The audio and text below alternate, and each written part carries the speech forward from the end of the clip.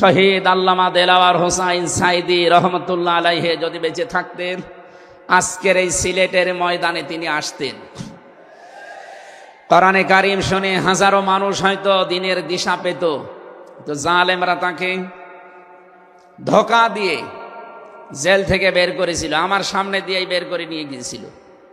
পোড়া ধোঁকা দিয়ে ওনাকে আগের দিনও দেখলাম কি সুন্দর কথা বলছিল, আমাকে উপদেশ দিচ্ছিল।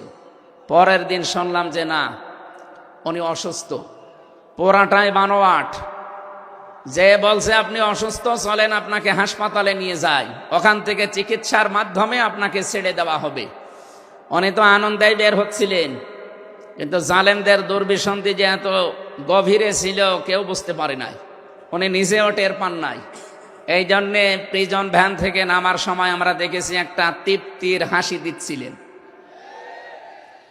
বলা হচ্ছে ওনার হার্টে অসুস্থ ছিল, হার্টের রোগ ছিল, এই কারণে। মানুষের হার্টে অসুস্থ হলে ওইভাবে মানুষ হাসতে পারে? বলেন। কারারক্ষী যারা সামনে ছিল তাদেরকে লম্বা করে সালাম দিয়েছিলেন, জিজ্ঞাসা করেছিলেন আপনারা কেমন আছেন। একজন হার্টের রোগী অসুস্থ মানুষ এই কথাগুলো বলতে পারে না, তার মানে এখন পোড়াটা পরিষ্কার, তাকে হত্যা করা হয়েছে।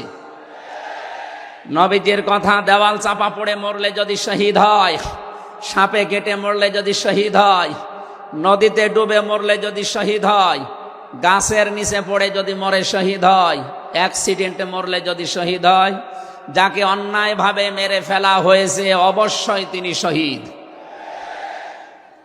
আল্লাহ রাব্বুল আলামিন তার গোলামের 50টা বছরের কোরআনের খেদমত যেন কবুল করেন, জান্নাতের সুউচ্চ মাকাম নসিব করেন, বলেন আমিন।